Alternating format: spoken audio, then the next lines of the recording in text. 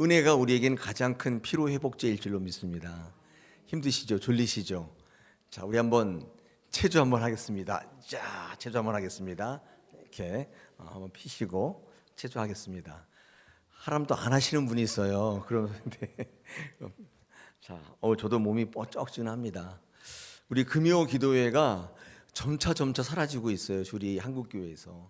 근데 그만큼 피곤한 삶이란 뜻이겠죠. 자, 그러나 우리 교회는 그럴 때일수록 주님을 찾고 예배하는 데 힘내 봅시다. 그것이 하나님께서 우리에게 주시는 또 하나의 힘이라고 생각이 됩니다. 자, 오늘 하나님의 이상한 계획이라는 주제를 가지고 같이 말씀 나누겠습니다. 여러분, 하나님의 계획을 섭리라고 합니다.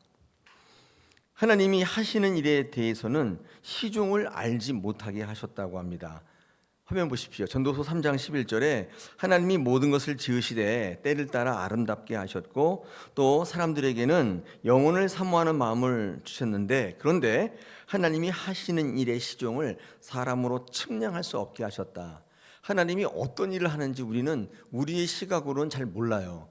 어떨 땐 죽이는 것 같은데 그런 건 아니고요. 어떨 때는 내 눈에 볼 때 잘 되는 것처럼 보이는데 또 아니에요. 그것도 아니에요. 하나님의 섭리는 알 수가 없어요. 하나님의 계획을 우리가 알 수 없게 하셨다는 뜻입니다. 서로 안다 하더라도 이해가 안 가요. 여러분, 그래서 중요한 게 있습니다. 하나님의 계획을 알려고 하기보다는 더 중요한 게 있는데 하나님이 어떤 분이신지를 알아가는 겁니다. 그거는 성경에 계시가 되어 있어요. 한번 그렇게 여러분이 알아가려고 하는 대상과 노력을 이렇게 한번 잡아 보십시오.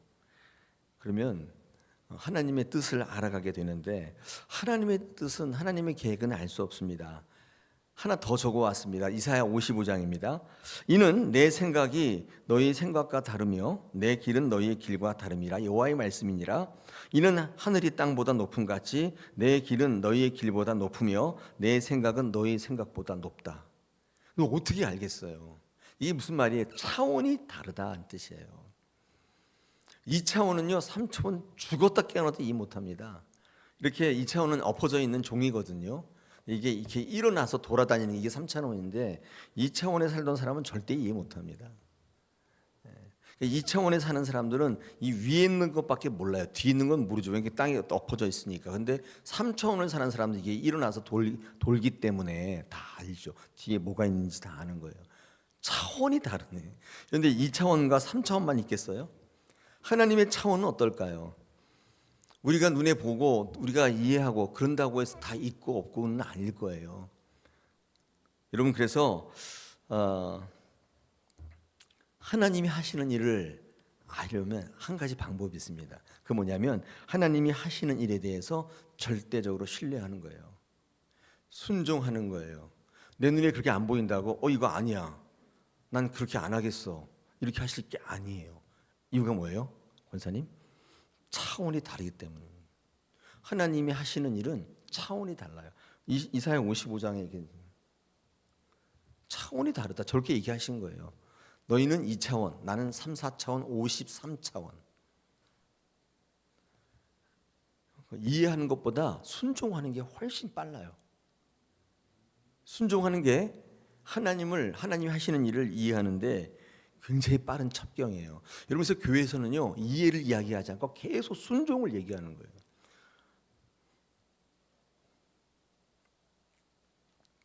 이성적인 분들은 동의하지 않아요. 자기가 이해되지 않으면 안 믿겠대요. 자기 감정이 동하지 않으면 하지 않겠대요. 참 불행한 것입니다. 그거는 하나님을 자기 수준으로 끌어내려 가지고 그렇게 하겠다는데 그거는 좀 불행하죠. 그렇게 하시기보다는 하나님이 하시는 일 절대 신뢰를 갖는 거야. 하나님이 나를 살리려고 하신다는 절대 전제가 하나님의 약속이잖아요. 그걸 믿으시고 하나님이 하시는 일에 순종하시면 궁극적으로 살아난다, 그 말이에요. 할렐루야. 저도 여기 이렇게까지밖에는 설명이 잘 안 돼요. 근데 저는 확실히 믿습니다. 그래서 신앙을 제대로 하는 사람들은 많은 사람들에게 공감 얻지 못해요. 이성적이지 않게 보이고 상식적이지 않게 보여요. 자기들이 사는 세상의 차원대로 안 살면 되게 4차원 같다 그러잖아요. 자, 오늘 말씀을 한번 묵상할 텐데요. 이스라엘 백성들에게 황당한 하나님의 선고가 있었습니다. 우리 4절 보겠습니다. 4절에 만군의 여호와 이스라엘 하나님께서 예루살렘에서 바벨론으로 사로잡혀 가게 한 포로. 여기다 밑줄 보세요. 이건 이제 제가 히브리어를 보고 좀 왔는데 이게 무슨 말이냐면 너희가 바벨론으로 포로로 끌려간 건 내가 한 거다, 그런 뜻이에요. 미치겠는데 지금 쫄딱 망해가지고 포로로 끌려가서 노예 생활하고 있는데 거기다 대고 뭐냐면 너 그렇게 끌려간 거 내가 한 거다, 이렇게 얘기한 거예요. 하나님이 우리를 지켜주시고 승리를 주실 줄 알았던 그 하나님께서 본인이 하신 거래요. 뿐만 아니라 6절 보십시오. 6절 아내를 맞이해서 자녀를 낳으며 너희 아들이 아내를 맞이하고 또 딸이 남편을 맞아서 그들로 뭐 자녀 낳게 하고 거기서 번성하고 영원히 살아라, 이렇게. 야, 이것도 진짜 받아들이기가 어려운 거예요. 뿐만 아니라 이렇게 얘기해요. 거기 포로로 끌려간 데서 잘 살아라, 이렇게 얘기하시는 거예요.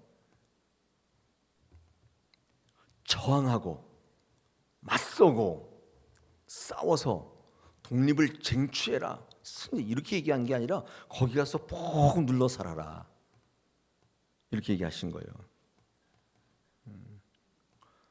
또 10절 보시면 한술 더 떠가지고 여호와께서 이와 같이 말씀하시니라 바벨론에서 70년이 차면 내가 너희를 돌보고 나의 선한 말을 너희에게 성취하여 너희를 이곳에 돌아오게 하리라. 아니, 포로로 잡혀 온다는 하나님도 막 화가 나는데 70년 동안 또 기다리라고 하는 것도 더 병 주고 약 주는 거예요? 뭐예요? 70년이 지나면 돌아오게 하시겠대요. 여러분, 70년 지나면 그 중에서 고향으로 돌아오실 분들이 몇 분이나 될까요? 다 늙어서 죽고 없겠다. 하나님을 섬겨왔던 많은 믿음의 사람들이 이 이야기를 들었을 때 얼마나 참담했을까요? 우리가 실수해서, 우리가 실력이 없어서 이렇게 쫄딱망해서 포로로 끌려온 줄 알았는데 우리가 믿고 의지했던, 나를 살려주겠다고 하셨던 하나님이 이렇게 하셨다? 뜨악이죠. 근데 거기서 푹 눌러 살래요. 이건 더 기절초풍할 일인데 또 70년이 지나면 돌아오게 하시겠다는 건 이건 또 뭐예요? 왜 또 하필 70년이야? 다 죽고 난 다음에. 더 황당한 것도 하나 얘기해 드릴까요? 11절입니다. 여러분 한번 같이 읽겠습니다. 준비 시작. 여호와의 말씀이니라 너희를 향한 나의 생각을 내가 안 하니 평안이요 재앙이 아니니라 너희에게 미래와 희망을 주는 것이니라. 여기서 다 기절했어요.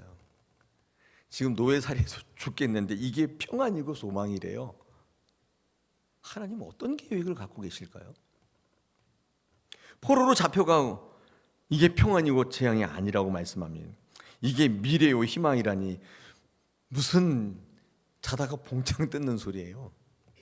여러분, 이 말씀이 여러분에게 지금 와닿아야 될 이유가 뭐냐면 여러분이 지금 겪고 있는 현실 있잖아요. 똑같이 얘기하시는 거예요. 힘들어 죽겠지. 그게 너에게 평안이요 소망이다. 이렇게 얘기하면 어때요? 미쳐버리는 거죠.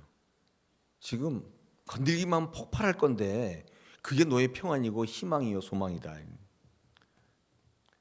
이 때문에 많은 사람들이 하나님이 어떤 계획을 갖고 계시는지 또 그 계획을 말씀할 때 많은 사람들이 자기 생각과 다르기 때문에 동의하지 않고 열받아 했던 거예요.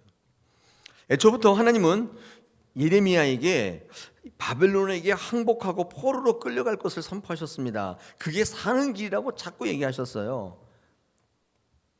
쳐들어온 바벨론을 더불어서 상대해서 목숨 걸고 싸워서 하나님 너에게 약속하신 그 가나안 땅, 아브라함이 너에게 물려주던 그 가나안 땅 목숨 걸고 지키는 것이 이게 신앙이요, 이게 승리다, 이렇게 얘기한 게 아니라 거기 다 포기하고 다 항복하고 포로로 끌려가, 절대로 대항해서 싸우지 마, 이렇게 얘기한 거예요.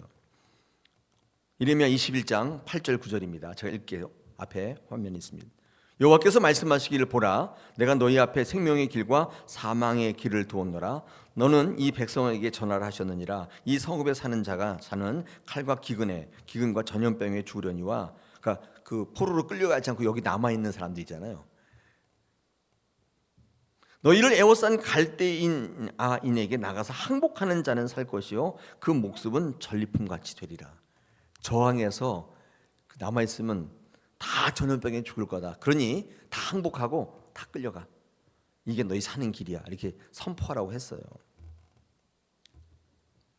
여러분, 항복하고 포로로 끌려가면 죽을 수도 있습니다. 그렇기 때문에 항복하고 포로로 끌려가는 것은 우리들의 계획이 될 수가 없어요. 다 거부합니다. 그래서 목숨 걸고 싸우는 거예요. 그게 살아나는 길이라고 아무도 믿지 않습니다.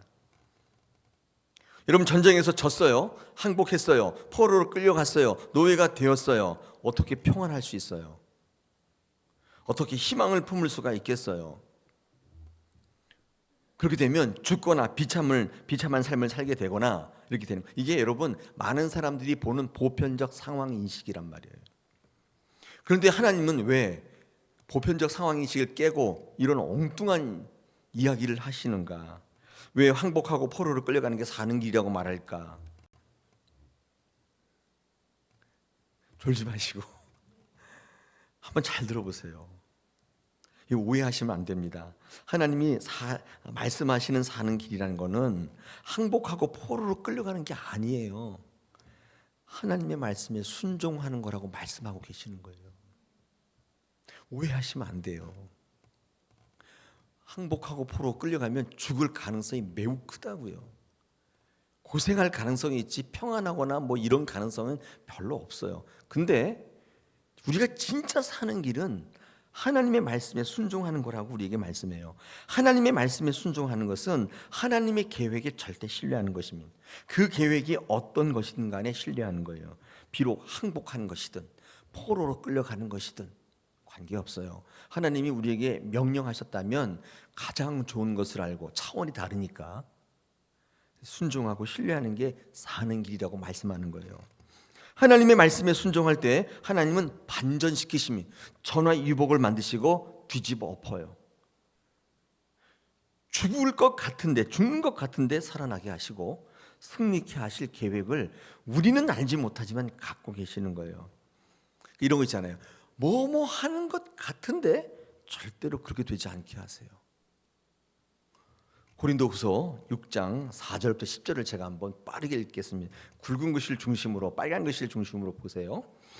오직 모든 일에 하나님의 일꾼으로 자천하여 많이 견디는 것과 환난과 궁핍과 고난과 매맞음과 갇힘과 난동과 수고로움과 자지 못함과 먹지 못함 가운데 많은 사람들이 이런 데 있었어요. 깨끗함과 지식과 오래 참음과 자비함과 성령의 감화와 거짓이 없는 사랑과 진리의 말씀과 하나님의 능력으로 의의 무기를 좌우에 가지고 영광과 욕됨으로 그러했으며 악한 이름과 아름다운 이름으로 그러했다. 그러니까 많은 사람들이 이렇게 고난받고 저런 영을 가지고 고생을 많이 했다는 거예요. 자, 그런데 보십시오. 우리는 속이는 자 같은데 참되고 무명한 자 같은데 유명한 자고 죽은 자 같은데 보라 우리가 살아있고 징계를 받는 자 같은데 죽임을 당하지 아니하고 근심하는 자 같은데 항상 기뻐하고 가난한 자 같은데 많은 사람을 부유하게 하고 아무것도 없는 자 같은데 보니까 모든 것을 다 갖고 있더라는 거예요. 우리 4절에 이렇게 어려움을 겪었는데 그래서 망할 것 같았는데 난 그래서 아무것도 안 하겠다고 퍼졌는데 뭐뭐 같았는데 순종하니까 뒤집어 엎으신 거예요. 뭐뭐 같은데 절대로 그렇게 하지 않으셨다는. 여러분, 오늘 이 말씀을 위로 삼으셔야 돼요. 이게 성도의 능력인 거예요. 하나님의 능력이에요. 여러분, 그래서 승리했던 모든 믿음의 선진들은 전쟁에 능한 전사들이 없습니다. 하나님을 절대 신뢰하며 하나님이 무엇을 하시든지 절대 순종했던 사람들이에요. 여러분, 그런 사람들이 승리했던 거예요. 유력자, 능력자가 많은 게 아니에요. 하나님은 그런 사람을 원치 않아요. 순종하는 자, 아멘하는 자를 원하고 계신. 우리가 잘하면 별로 얼마나 잘하겠어요. 주변에서 막 칭찬해 준다고 여러분 우쭐 내시면 안 되지. 오로지 하나님 앞에 순종하셔야 돼요. 네, 할 수 있어야 돼요. 하나님은 어떤 계획을 갖고 계셨냐? 이스라엘 백성이 정말 회복되고 살아나는 길은 전쟁에서 이기는 길이 아니라 하나님의 말씀에, 하나님의 계획에 절대 순종, 절대 신뢰하는 거라고 생각하셨던 것 같아요. 그래서 하나님은 져라, 항복해라, 포로로 끌려가라 가로치고 그 다음은 내가 할 거다 가로닫고. 여러분, 이게 하나님이 이스라엘 살리기 프로젝트였어요. 이상한 계획이었어요. 여러분, 순종해서 전화위복을 이룬 성경적 인물은 너무나 많아요. 아니, 전부예요. 순종하지 않고 자기 뜻대로 했던 사람 다 망했어요. 사울랑 삼손 다 망했는데, 하나님의 뜻대로 순종해서 이해는 되지 않았는데 순종해서 승리한 사람, 제가 몇 사람 들어보면 요셉이 노예로 팔리고 감옥에 가고 그때 끝냈어야 했었어요. 사실은 아니, 보디발의 아내가 유혹할 때 넘어갔었어야 돼요. 팔자 펴야 되는데 그렇게 안 하고 하나님의 계획 끝까지 신뢰하고 순종했어요. 그래서 자기만 사는 게 아니라 주변에 많은 사람들을 살려내는 일에 쓰임 받아요. 뒤집어 엎었죠. 노예가 전화위복돼서 총리가 됐어요. 여러분 잘 아시는 룻, 남편 죽고 시아버지 죽고 다 죽었어요. 나오미가 가라고 할 때 갔었어요. 이게 상식이에요. 상황 인식이란 말이에요. 보편적. 근데 시어머니를 떠나지 않고 하나님 따르기로 결정해요. 그랬더니 반전이 일어나요. 예수님의 조상이 되잖아요. 누가 이런 생각지도 못했던 거예요. 만약에 그 눈에 보이는 대로 그래, 남편 없는데 따라가면 뭐해, 내가 시어머니 종밖에 더 되겠어? 그러고 말았더라면 그는 여기 성경에 기록되어 있지 않았을 거예요. 다니엘과 세 친구 마찬가지입니다. 유업이 있지만 하나님께 순종하고 기도하고 절하지 않으니까 사자굴에서 건져내고 푸른 불에서 건져내고 있잖아요.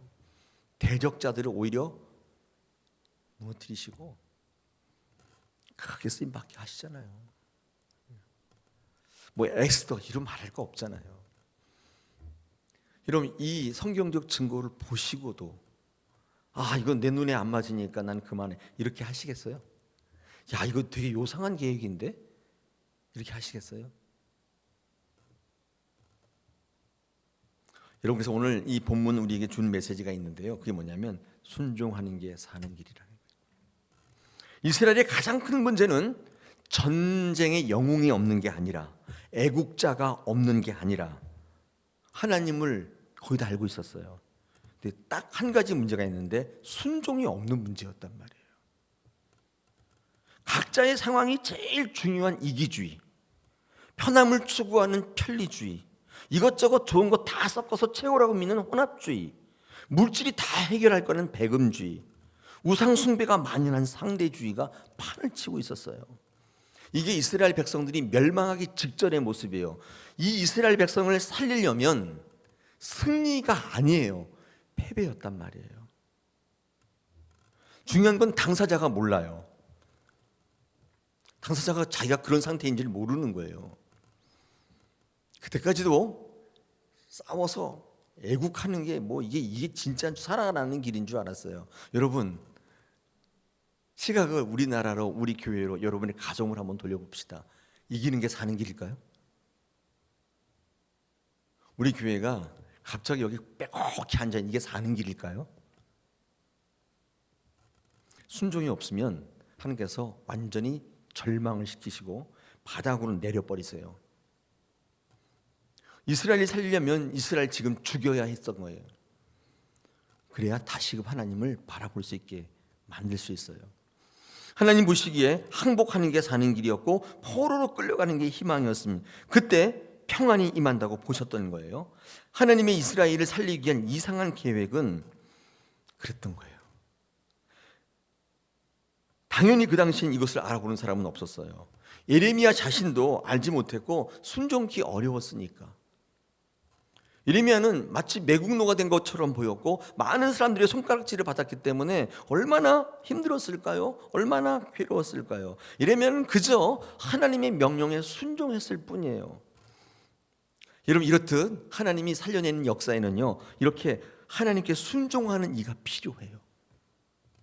만약에 예레미야가 힘들다고, 버겁다고, 참기 힘들다고, 받아들이기가 힘들다고 하나님 앞에 사표냈다면 하나님이 이상하지만, 이해할 수 없지만 하나님이 이스라엘을 다시 살리시고 회복시키실 계획이 성취되었을까요? 예수님은 이상한 계획에 순종하셔야만 됐어요. 십자가에 못 박혀 죽는 거래요. 이 계획에 주님은 얼마나 힘드셨을까요? 아니, 오죽했으면 겟세마네 동산에서 땀방울이 핏방울이 되도록 기도하셨을까요? 오죽했으면 덜 떨어진 제자들 3명 데리고 가서 중보해달라고 요청했을까요? 그렇게까지 하셨을까요? 얼마나 힘들었으면. 빌립보서 2장입니다. 5절부터 11절. 너희 안에 이 마음을 품으라. 곧 예수 그리스도의 마음이니 그는 근본 하나님의 본체시나 하나님과 동등됨을 취할 것으로 여기지 아니하시고 오히려 자기를 비워 종의 형체를 가지사 사람들과 같이 되셨고 사람의 모양으로 나타나사 자기를 낮추시고 죽기까지 복종하셨으니 그 십자가에 죽으심이라. 여러분, 이게 이해가 됐다면 겟세마네 동산에 안 갔겠죠? 이게 확 이해가 됐다면 안 갔겠죠? 이러므로 하나님이 그를 지극히 높여 모든 이름 위에 뛰어난 이름을 주사 하늘에 있는 자들과 한 땅에 있는 자들과 땅 아래에 있는 자들 모든 무릎을 예수 이름에 꿇게 하시고 모든 입으로 주 예수 그리스도를 주라 시인하여 하나님 아버지께 영광을 돌리게 하셨느니라. 예수님도 이 하나님의 이 이상한 계획에 동의할 수가 없었던 거죠. 힘들었다고. 이런 평안은 순종할 때 하나님께로 돌아가는 갈 때 주시는 회복을 의미합니다. 평안은 하나님이 만드신 상태로 돌아가는 거예요. 전쟁이 없는 상태가 아니라, 문제가 없는 상태가 아니라, 문제 여전히 있고 전쟁을 하더라도 내가 하나님의 뜻대로 돌아가는 상태가 샬롬이에요. 평안은 순종할 때, 나를 내려놓고 하나님 앞에 돌아갈 때 주시는 풍요이며 회복일 수밖에 없는. 샬롬이라고 옆에 있는 분에게 인사하세요. 시작. 네, 의미가 달라졌어요. 오, 가만 있어봐. 이거 아까 했던 샬롬이 아닌데 달라졌잖아요, 의미가.